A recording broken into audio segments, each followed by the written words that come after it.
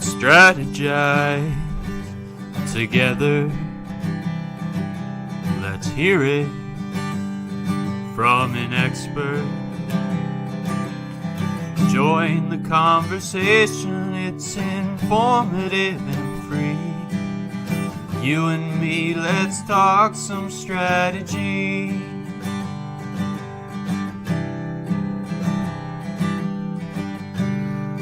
Now here's your host, Dorien Morin-van.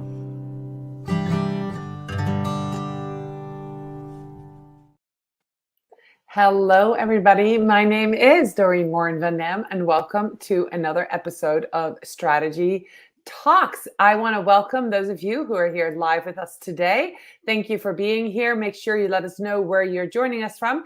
If you're watching this on the replay, put hashtag replay in the comments. And to those of you who are listening to the podcast, a special welcome to you as well. I want to do a shout out to our sponsor, Social Insider. They are the intuitive dashboard for social media analytics, reporting, and competitors analysis for brands and agencies. Thank you so much to Social Insider. If you need data, you need to go check out Social Insider. And without much further ado, I want to introduce you to my guest today. Her name is Sharon Washington. She and I have been connected for at least 5 years, maybe longer. When she comes on, she can correct me if I'm wrong. But she is a marketing and communications professional who has imparted her wisdom and expertise for over 2 decades. She is a renowned, sought-after international speaker, trainer, facilitator, and professor. So thank you so much, Sharon, for being here today. Thank you for having me, Doreen. I'm excited. I always like talking shop with you. I always like talking shop with you. I know, and I do too, because I learned from you. I have attended 2 events hosted by you. They were incredible. I sat in on sessions that you hosted at your own event. Absolutely loved it. And the main thing that I've learned from you, and I have been a marketer for quite a few years, but that you would say this over and over: marketing is not sales. Marketing is not sales. And it's such an important thing. And I know we're not talking about that today, but I might have to have you come back and explain that one, because as a social media manager and as a community leader, I get this question all the time, right? I got hired by somebody, they want me to do their social media, and now they're upset because they're not making sales, right? And so we're going to talk about that. That's a completely different episode. Today, we're going to talk about optimizing your brand for success. Yes, which is challenging in this next. I hesitate with saying new normal. I believe this is the next normal because everything changes, right? You've not been around enough to see faxes, email marketing, what have you. I think optimizing your brand in the next normal, at least for me and for the clients that I've been dealing with, is very key to understanding that there's another thing coming. So we always have to be, if we start out this one thing, I would say we should start out understanding that you have to be adaptable. I mean, completely adaptable, because the marketplace has changed. The people in the marketplace has changed. Products and services have changed in the marketplace. So adaptability is that one thing that I would like to tell people to start off with. Right. And I think that is so true. I just came back from California, where I attended Social Media Marketing World. And the big talk is about Web 3.0 and NFTs and coins, Bitcoins and cryptocurrency. And man, if you're not understanding any of this, you're right there with me, but I want to, and I'm learning. And in order to be relevant, you have to keep learning. So I love that you started out with that. So brand success, optimize your brand for success.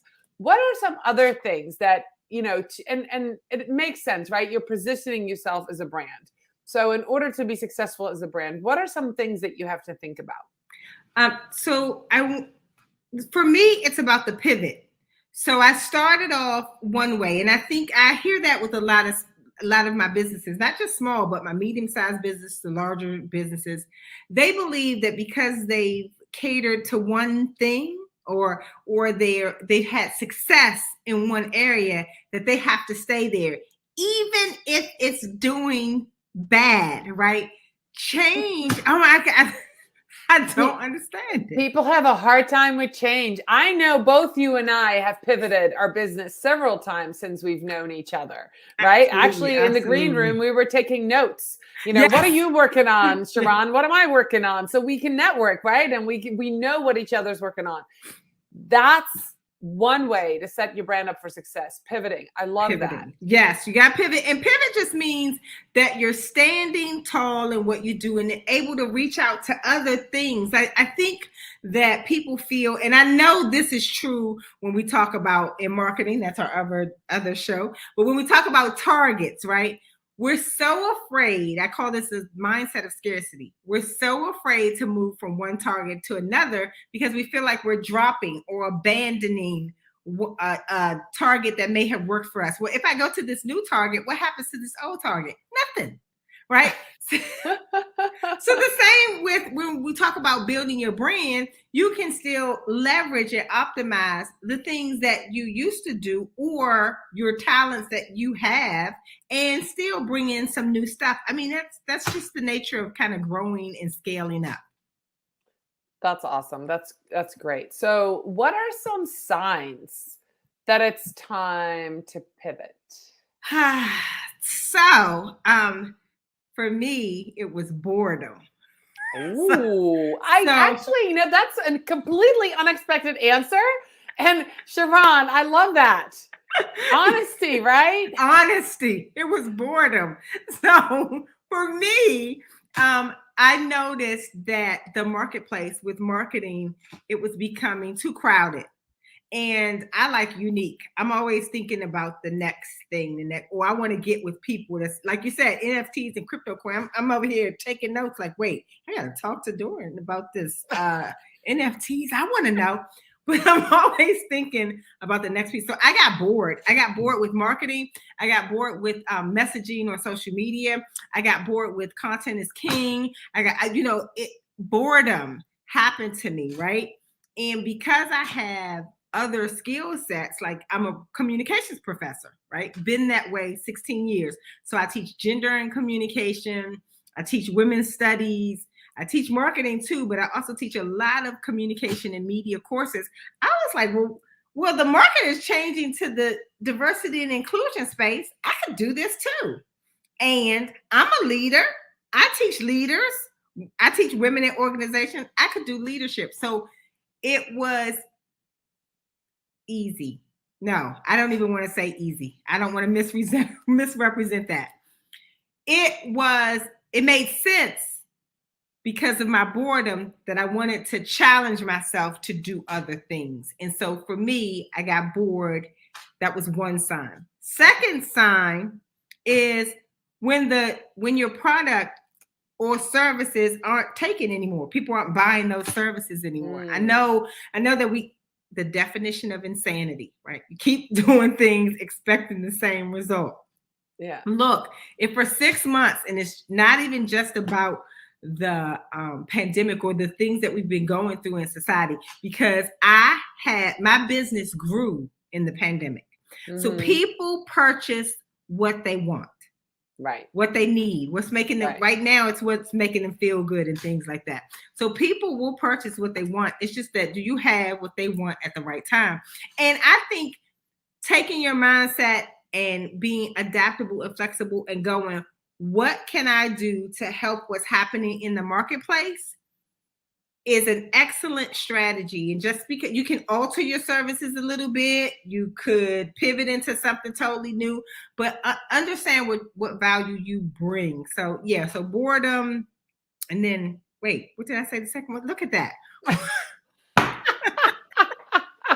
So your target isn't doing so well. I got so many things floating in my head. I always love talking to you, Sharon. This is awesome. So how about, I love that you said that when people start buying your product or your services, right? That makes sense. But sometimes people just hang on to that like, oh, maybe, and they hang on too long and they miss the boat on the next new thing. Yes. And that never maybe market, never maybe brand. Your brand is in a maybe. It's about the value it can bring in the moment.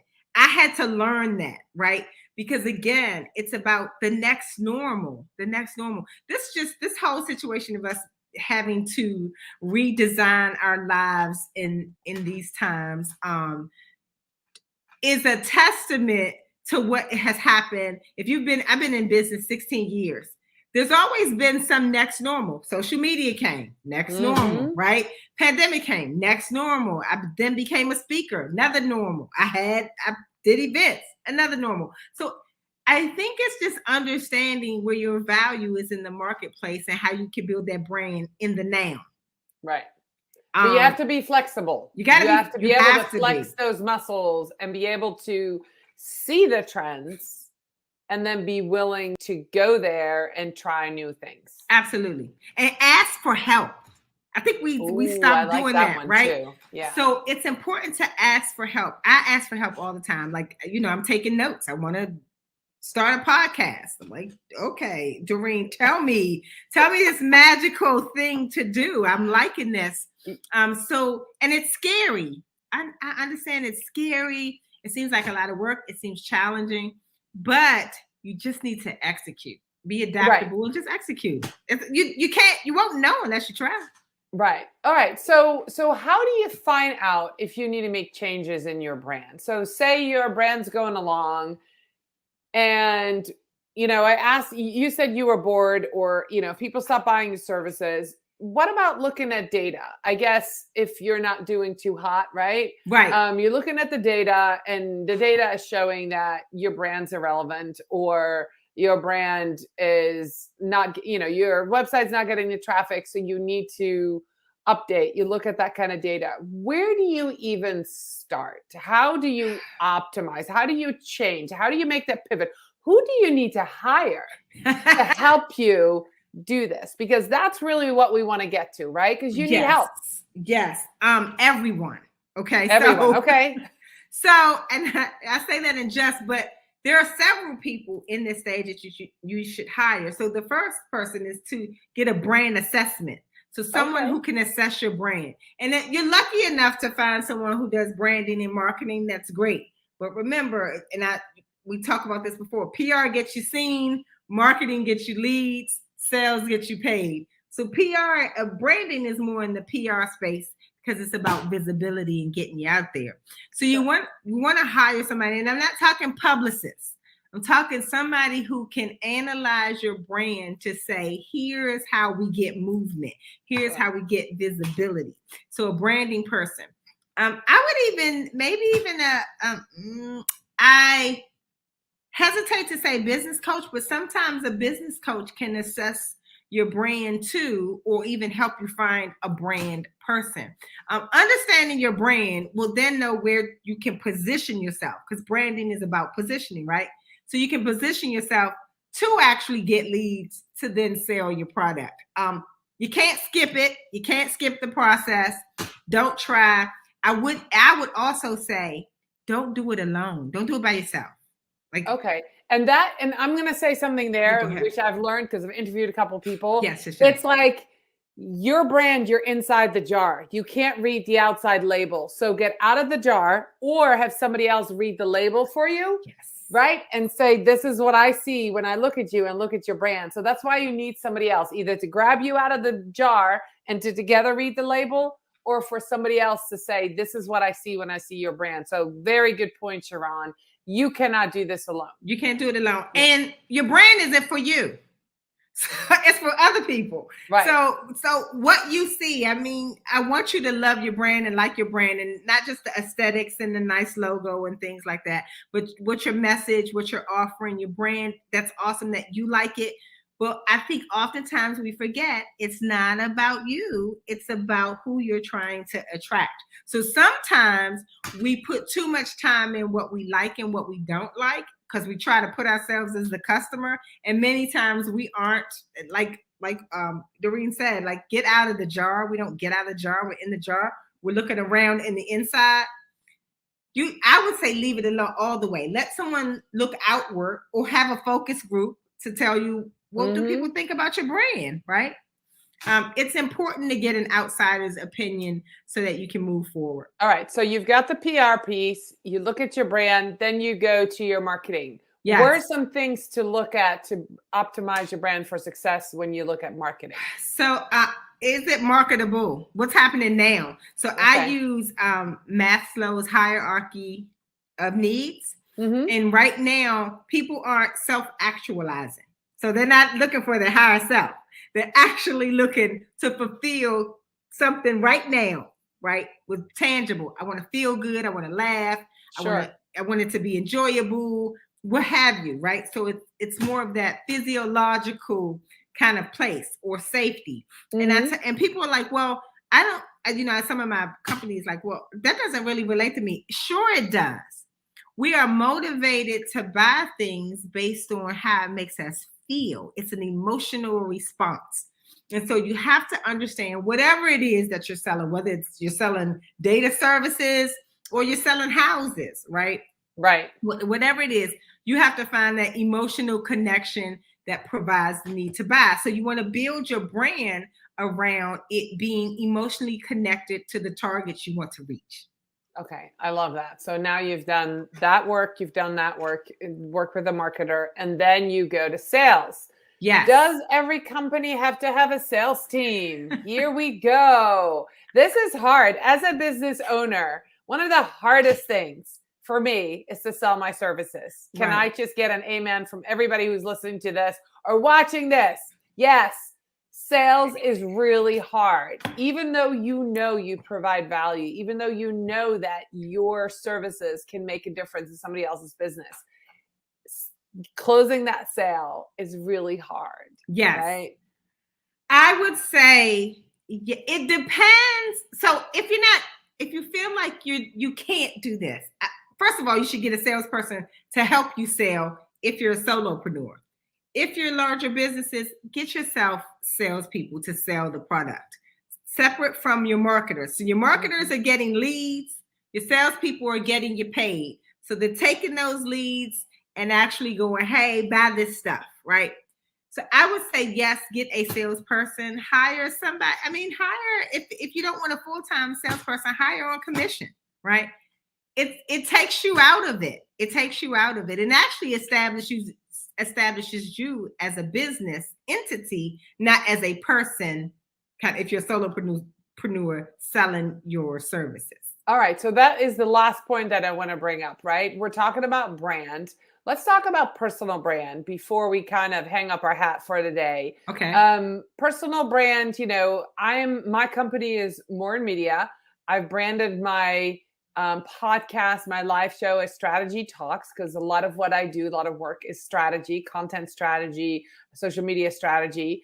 But I am really the person, it's my personal brand, what gets me my leads, right? So when you talk about optimizing your brand for success, should I focus more on Doreen? Should I focus more on Morin Media, or should I look to the past where I have gotten, or does it matter what my overall long-term goals are, right? Does it matter what I want to do in 10 years? It even matters what you want to do in 2 years. So I think it's a combination of both the brand and yourself.